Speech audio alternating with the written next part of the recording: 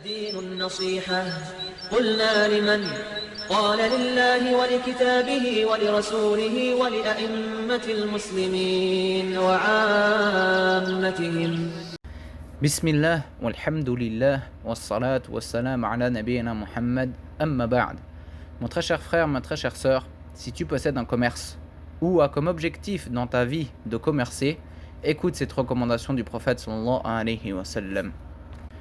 Selon Qais ibn Abi Gharaza, le prophète sallallahu alayhi wa sallam disait: ô vous les commerçants, certes, toute vente s'accompagne de vains propos et de sermons.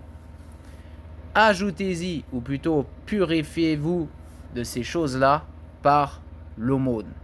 Mes très chers frères, mes très chères sœurs, il est très important que chaque commerçant garde ce hadith du prophète sallallahu alayhi wa sallam comme ligne directrice, car nous ne sommes pas exempts de tout manquement.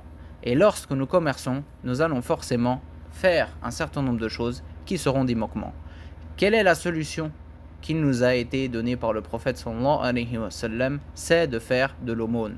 Gardons donc une part de notre bénéfice à dépenser en aumône, et ceci sera, incha'Allah, une purification pour toute mauvaise chose ou tout manquement que nous avons eu lors de notre commerce. Et n'oublions jamais que même s'il est tout à fait légitime et tout à fait bon de rechercher sa subsistance dans cette vie d'ici-bas, n'oublions jamais que le plus grand des commerces et la plus grande des choses que l'être humain peut mettre en place dans cette vie d'ici-bas, c'est le commerce de l'au-delà, c'est-à-dire de prendre des hasanat et d'éviter de prendre des péchés. Et sache qu'en réalité, cet argent que tu gagnes est beaucoup moins important que ces bonnes œuvres ou que ces péchés que tu pourrais prendre. Garde donc ceci en tête et ne te laisse pas avoir par le shaitan qui te fait craindre la pauvreté. Et dépense dans la voie d'Allah Azza wa Jal, dépense sincèrement. Ceci sera une purification dans ton commerce pour tous tes manquements, et également une cause d'obtenir des bonnes œuvres, de te faire élever en degré auprès d'Allah Azza wa Jal. Et ceci est la plus grande des réussites, ici-bas et dans l'au-delà.